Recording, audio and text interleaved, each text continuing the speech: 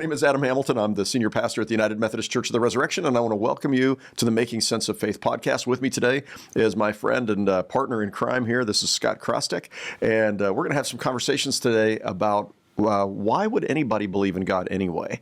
And this conversation in part is inspired by a book that I wrote this last year called Wrestling with Doubt, Finding Faith. You can find out more in the book, but we're going to have a conversation around this. And Scott, thanks for joining me today. And yeah, really glad you're here. And this is a big topic. There's a large number of people, an increasing number of people today who are not sure whether they believe in God or not, and not really sure why does it matter, even if I do. And so it seems like a good time for us to have a conversation about this. I think it's a great time. And that's actually one of the things that drew me to work with you at Church of the Resurrection, is you have this like insatiable passion, desire to care for, to connect with people who are non-religious or nominally religious. And you've built this whole community where we're seeking to build Christian community for those people. And that's drawn me here. Yeah. I wanted to start by asking you a question about that. Sure. Like, where did that desire to care for or to connect with non-religious or nominally religious people, like people who might not believe in God at all or even care to believe, like where did that passion come from? Yeah. I think it started when I first came to faith myself. So I was 14 years old and thought I was an atheist. I was probably more of an agnostic. And I had questions. And I began to dig into faith, started going to church, reading the Bible, and found myself believing and yet still with questions. And I got to college. I was studying theology and Bible and I had more questions, a lot of questions about suffering and a lot of other things. And what I found was, and what drew me to the United Methodist Church in the end, was that it was a place where it was okay to ask questions. Methodism started on the campus of Oxford University among college students with a professor or a fellow who was teaching or mentoring them. And again, the idea was you don't have to check your brain in order to be a person of faith. It's okay to ask questions. And I found that refreshing when I was told so often, just take it by faith, just accept it by faith.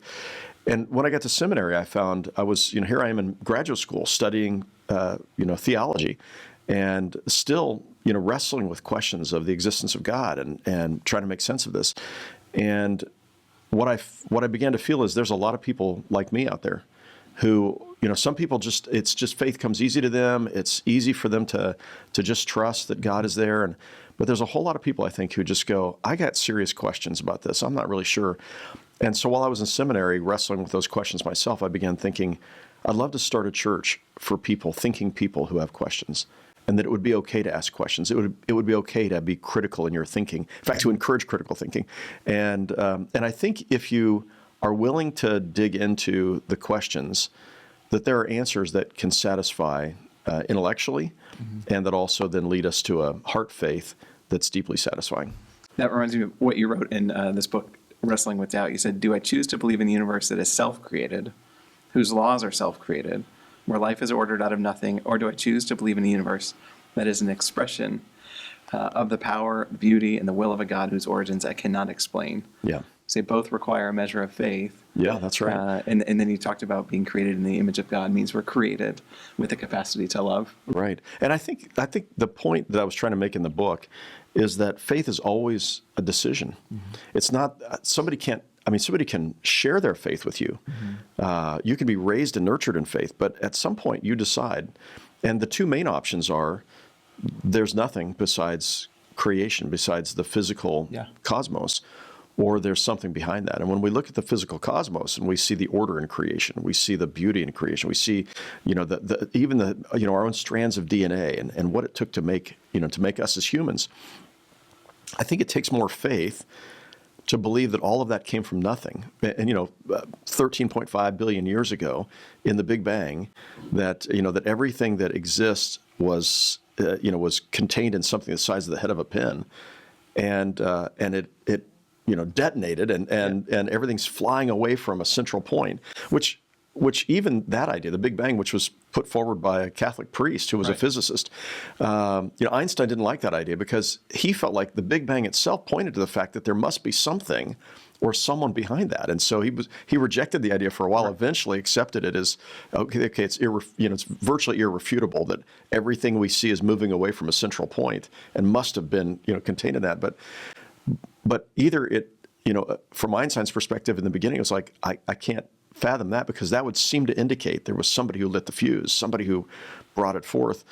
And so I think when I look at creation, to me, creation, and really throughout, as long as humans have been able to communicate their ideas, people believe that the ordered world around us pointed towards one who ordered it, a first cause. And one of the examples of this that people have given is, what's the likelihood that a monkey, given a typewriter or even a laptop computer, if they were allowed to, how long would they need to type randomly until you finally got one of the works of Shakespeare? Right. And somebody recalculated this the other day and said, yeah, it's simply, no matter how long you let the monkey or the chimpanzee type away on the computer, you're never going to get the works of Shakespeare. You might get a word or two words somewhere. A sentence or a phrase. Yeah. And so for me, one of the reasons I believe in God is I look at the beauty of the cosmos and I just go, it makes more sense to me that there's something rather than nothing, even if I can't prove that. It makes more sense to me. And then that leads to kind of your feelings you were talking about going through the mountains, like awe and majesty and wonder and gratitude. Which is, I think, what faith engenders in us when we believe. Can I ask you a question that's built on that? How has that changed you? How has what changed me? When you have that sense of awe and wonder and gratitude, and you have this sense that there is a creator, that there is something bigger than you, like this activity, how has that changed you? How has it made you better? How is that? Yeah. Well, I think part of it is humility, right? It leads you to say, okay, there's somebody behind this. I can't take credit for all this. And I actually, my life is contingent upon that one. In fact, the very name for God in the Hebrew Bible, Yahweh, which means, as near as we can tell, something like I am that I am, I at least take it to mean everything is contingent upon me. All that exists because of me. And so when you feel that and you know that, then you live every day in grateful response. And then that should lead you to ask, so I wonder what that entity is like. And then once you begin to try to understand what that entity is like based upon what you see in creation and how we are as humans.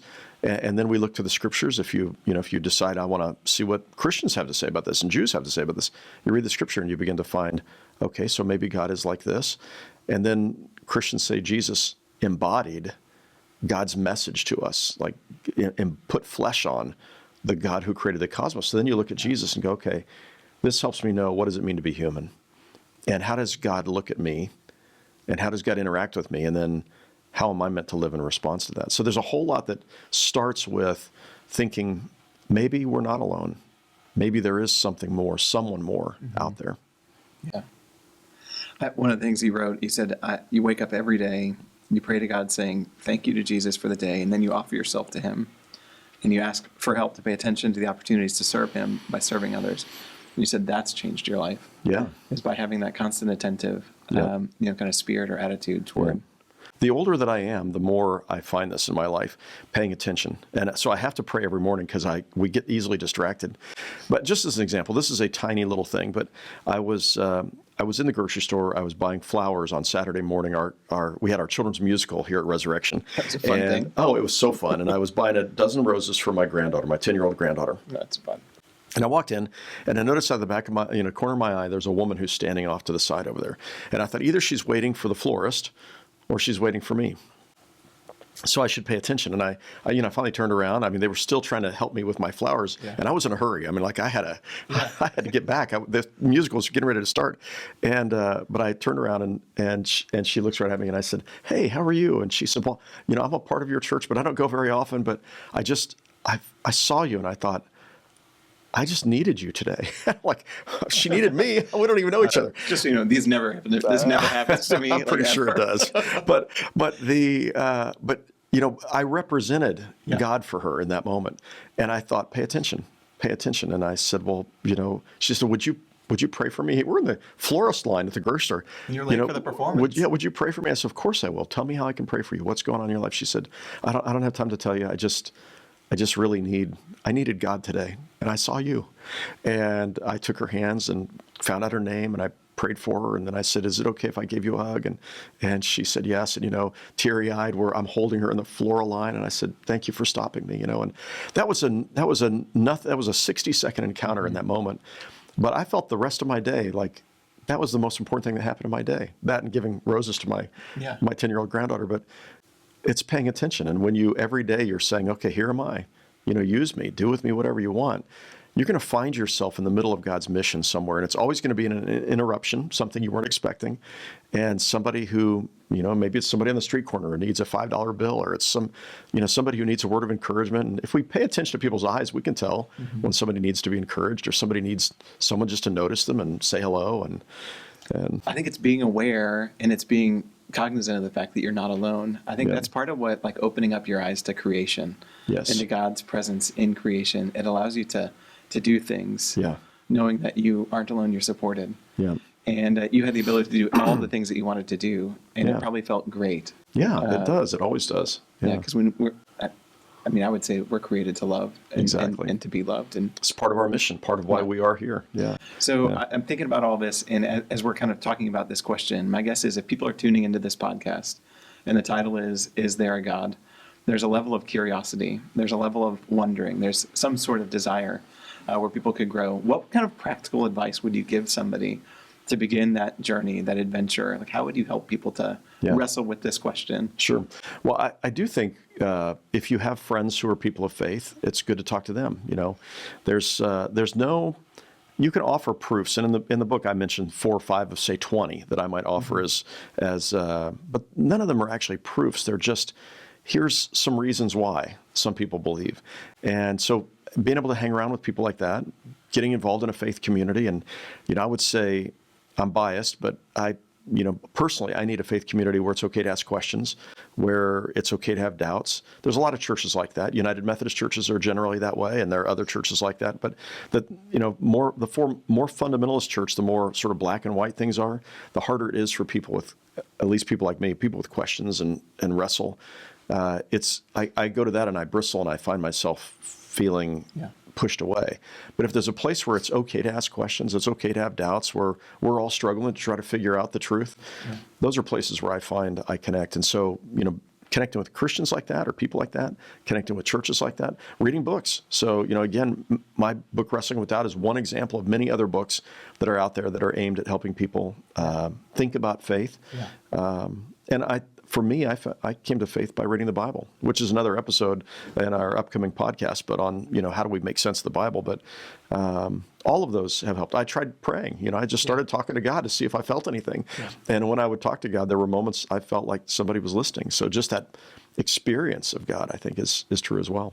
As we're thinking about that from the other side, if you are somebody who is somebody who believes or who's a follower of Christ, how do you make it more normative to share your faith? How do you make it more normative to be able to describe, who you are, or to invite people into this curiosity? Yeah. I was thinking about that. We had my small group was together. We were out for a social function, and we're social people. We're kind of like gregarious and whatever. And then the waiter said, how do you all know each other? Yeah. And it was crickets. Yeah. It was really awkward. Really?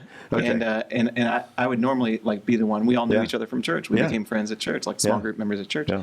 But nobody was willing to say, "Oh, we know each other from church," until the pastor said, "Hey, we all know each other from church." Yeah, yeah. But how do you begin to push, our faith to a degree where you can be a witness, you can be seen, you can be that guy that knocked at the door when you were 14, or you can be someone who provokes curiosity or draws people to a sense of God is with them too. Yeah, I think the key is, so there are Christians out there who share their faith in ways that feel, I describe it as icky. It's just off-putting. But for this just to be a normal part of life is, again, the longer I've been a Christian, the more I find it just natural to be able to, and you can do that in a way that says, I don't know if you go to church or not, but this is, for me, this is one of those things. It's where I experience God in this moment. Isn't it beautiful?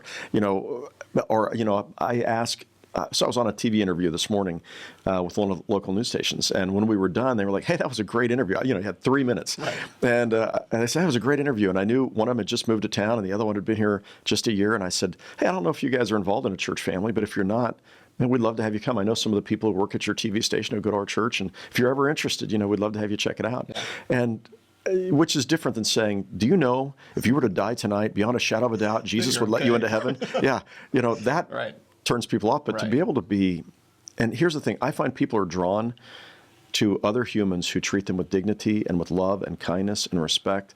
And when you do that, when you lead with just being what we're supposed to be as Christians, it opens the door for people to have conversations. And sometimes, I was, this happens a lot, actually, when I'm sitting down to have a meal on an airplane. So if I'm flying somewhere on the airplane, always stop and pray. And I can't tell you how many times that turns into a conversation. So he says, well, I just saw you praying, and, oh yeah, do you go to church anywhere? Well, no, I don't, but I used to. And then we have this long conversation because almost everybody has, not everybody, but many people have questions about God, about suffering, about life, and I don't have a name tag on that says I'm a pastor. I'm just a guy who prayed over my meal while sitting there on the plane. Yeah. That's so great. That's so great. Look, one of the things that I value too is we have these distinctives, and it's to be thought-provoking or hope-radiating or bridge-building or outward-focused. And I think embodying those have always been good guideposts in terms of how do you order your life as a way of inviting people to even be open to the question, is there a God? Yeah. And when they see those kinds of attributes, those kinds of I think that's distinctives, it becomes I think we're either by our actions and our daily living pushing people away, or at least leading them, if they found out we were Christians, to not want to know anymore, or by the way we live, drawing people to Christ. And I mean, a lot of folks have known this saying. I don't know if it really came from St. Francis or not, but preach the gospel at all times, but only when you have to use words. And I think that's right. That our actions should draw people to, want to at least know us better, or feel like, hey, I want to hang out with you some, or whatever. And somewhere along the way, for us. But if we're too afraid to ever talk about faith. So that idea of, preach the gospel at all times, only when you have to use words. I remind everybody shakes their heads at, but then I'm like, but sometimes you have to use words too. Yeah. It's not enough just to be, just to be kind and caring, but there's a time where for people to know, you are a Christian. I remember a woman years ago, she told me she had an encounter with an icky Christian. And she said, I'm not calling myself a Christian anymore. I just don't want to call myself a Christian because I don't want to be associated with that. I'm like, well, if you don't call yourself a Christian, then that's the only kind of Christian people are going to know. That's right. So wouldn't it be better if people knew there was a different kind of Christian that looked like somebody who actually was empathetic and humble and, and willing to recognize the need for, that doubt is okay. So anyway, I think when people see our faith, and then but at the same time we can, with great humility, just be able to talk about what's real to us. That's important. I think about this with our kids too, because your kids are young. How old are your kids? I have a 9 and a 4-year-old. Yeah, so they're at the stage where you're still like their hero. Not all the time, but I don't know about that. But there comes a time where they get older, and then they're they're not really sure. But I think about with your kids, with my kids, they just know this is. And I always said, I hope that they would remember me kneeling next to their bedside when they were little. I hope they would look at their mom and I and know that some of the things that they really value about us and how much we love them stems from our faith. And I was taking Stella out, this fall when it was so beautiful, the leaves were changing, and she spent the night, and we went for a walk.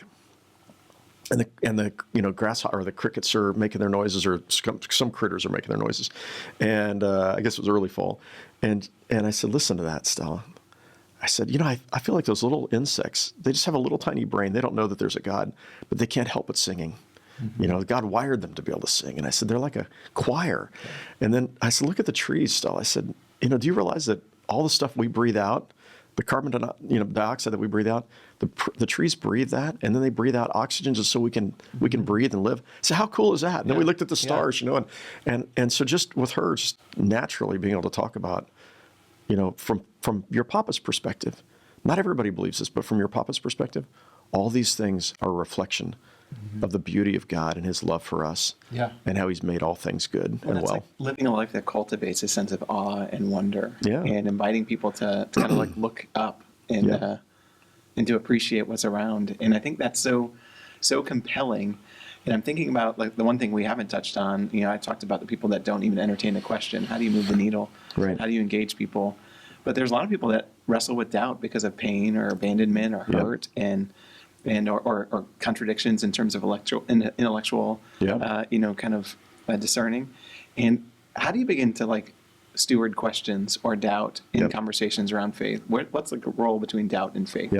Well, one of the things early on as a young Christian, I used to get whether it was intimidated or nervous, being with somebody who had doubts and questions, and I felt like it was my job to convince them, and that never went well. Right. And it was kind of above my pay grade too. So what I've found is for me, I love it when people want to come and talk to me about their doubts or questions. And I'm like, hey, those are really great questions. Yeah. You know what? I've had those questions too. And I think everybody wrestles with doubt sometimes. I mean, all of the great biblical heroes of faith had moments of doubt. Jesus hangs on the cross and cries out, my God, why have you forsaken me? I mean, it's normal to have questions and doubts. Yeah. And so let's talk a little bit about your questions. And I think when people feel like you're okay with them asking questions, and sometimes they're even afraid, like, I'm afraid of my questions might ruin your faith. I'm like, your questions aren't going to ruin my faith. I've wrestled with all these questions before many times. And then to be able to say, here's some, just the other day I had a young person in my office. I said, here's some of the ways that I've thought about this. They might be wrong. And I'm the first one to say, I could be totally wrong about this. But here's some of the ways that I've thought about these questions that you have. And let's see if any of those answers might be helpful for you. Yeah. And I find people are like, wow, just the fact that you didn't think you had all the answers, but you were willing to offer some answers. That's all I got. Here's my thinking on this after, walking this walk for 45 years and being with a lot of people as a pastor. And I find it rewarding. I love having those conversations. And I think that's what Jesus did all the time. Mm-hmm. He's hanging around with a lot of non-religious people and he's saying, well, I think God is like this, and he tells some story or, he's showing compassion for people and people are drawn to God because of that. Yeah. And I'm bringing this back to kids. Yeah. Like kids ask the craziest questions. Oh, yeah. And they're challenging and they're curious and they just love to know more. And I think Jesus had a preference for kids. Yeah, and he did entertained their questions, but also promoted their curiosity and promoted their inquiry. Yep. I find it interesting along those lines again, because you see how much he cared about children. The kingdom of God is made up of such as these, and the disciples are trying to make keep your kids over there. Jesus is too important for children, and he said, no, you let them come here. Yeah. But the idea that Jesus, instead of giving some theological answer to everything, he tells stories. Yes. He tells, the kingdom of God is like this, or this is how I find that's helpful too. Most people aren't ready to study philosophy and theology, but they are able to hear stories, and those stories can illustrate for us, if there is a God, this is what God is like. So if you are in the midst of doubt, and you're like in the thick of it, whether that's you've been abandoned or hurt by the church, or you have different unsatisfactory answers to your big questions, like what would you push people to do? Yeah. Encourage people to do? Well, I think I'd start by making sure I write out the questions that you have, and then don't stop with the questions, but begin to see or search for answers. And I think when we dig in for answers, we find that there are actually some pretty good answers for some of these things. The problem of suffering, we're going to have an episode just focused on that in a couple of weeks, but the problem of suffering is probably the biggest of those, and often that comes with the assumptions we brought into our faith. So we had an assumption that if there is a God, then either bad things won't happen to me if I believe in him and try to serve and follow God, or that God is controlling everything. And often we hear Christians who teach this, everything, whatever happens is the will of God, and everything happens for a reason, and as though God is really controlling everything that happens. And what I tell folks when I'm preaching funerals for people who died in terrible accidents or children who died is, if you ever said that in the past, like everything happens for a reason and this must be the will of God, please wash that from your vocabulary. Because that's not how it works. That, yes, in an ultimate sense, God created everything, but God is not, the marionette, and we're the puppets that God is manipulating. God gave us the freedom to make decisions. We live in a world that's beautiful and amazing and also dangerous and comes with risks. And if we're attributing all the crummy things that happen in life to God, or if we think everything happens because it's the will of God, then the moment something happens, it's just horrible and tragic. How can we be anything but disappointed that God allowed our child to die or allowed this horrible thing to happen? And so in a couple of weeks, we'll talk more about how do we make sense of suffering. But to begin with, I just say, and when I go visit with somebody who, just last week, I was visiting with somebody who, found out she had a brain tumor. I was visiting with her husband while she was in surgery. And the one thing I want to tell you, they were new to the church. And one thing I want to tell you is God doesn't give people brain tumors. You would never do that to your children. And God would never do that to you or your wife. That's not how God works. But brain tumors happen sometimes. And oncologists can help us understand why sometimes cells go astray. And so God didn't do this, but God is going to walk with you through it. And this is one of the things I'll say it again in a couple weeks, but when you look at suffering and okay, I'm going to jettison my faith because of suffering, because I'm so disappointed with God because this horrible thing happened and God didn't meet my expectations, you still have the horrible thing. You still have the brain tumor. You still have the child who died. You have all of those horrible things. You just jettisoned the only source of hope that you might have in the face of it. Yeah, to get through. That will lead you through. Yep. This might be too personal, and you can cut this from the recording if you want to. Okay. But have you ever struggled? There's some people that we encounter that have lost their faith. They are so plagued with doubt or question or hurt that they stop believing. They have this unbelief. Yeah. Have you ever been in a place where you have suffered from unbelief, or you've stopped believing, or you've questioned everything? Sure. The fact is, we question things, regularly. Today, at 60, I don't have as many, I'm not really sure if there's a God. The truth is, I'm not really sure there's a God. I choose to believe there is a God, and my life experience pretty much lines up with that. And so I have great trust in God. I talk to God over and over and over again during the day. I'm listening for the voice of the Holy Spirit. There's 1,000 reasons why I believe, but yeah, I think one of the places that I often talk about was when I was my freshman year in college, and my best friend, who was the best man at my wedding, we got married right out of high school, and best man at my wedding, and his older brother, who was my youth pastor, and they were both electrocuted and died in this horrible, tragic accident. And again, I'd been going to a church in Tulsa that was like, everything happens for a reason. It must have been the will of God, And I thought, if that's what God is like, if he electrocutes my two friends at the age of 19 and 23, if that's what God is like, I'm not interested. And so I don't think that's what God is like. I better see if there's any better answers out there. And I spent 6 months reading everything I could about providence, how God works in the world, and theodicy, the problem of suffering. And finally found a conclusion that I'll share in a couple of weeks that, okay, that makes sense to me. And I choose still to believe. Yeah.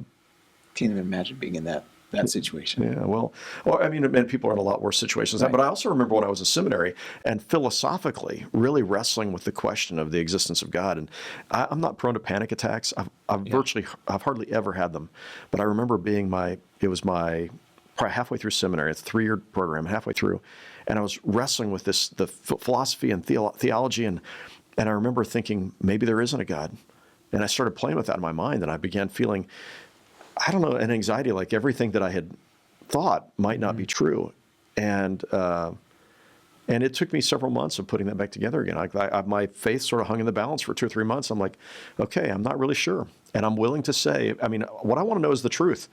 If there is no God, I want to know that truth, and I'm going to live according to that, But if there is a God, I want to live that way. And after a couple of months of really continuing to sort through it, I found myself thinking, I do believe. And even though I can't prove it, I can only give a good case for it. I love in this book you talk about the difference between certainty and mystery. Yeah. We so desperately want certainty, but God is a God of mystery. That's right. Yeah, God doesn't give us certainty. God gives us mystery. Yeah. And I think it's helpful to know. We like to have everything, to be able to prove everything. But it's interesting, the things that really matter most are not things that are prone to certainty. So I think about my wife's love and my love for her. I can't prove that. I just sense it. I feel it in my own heart.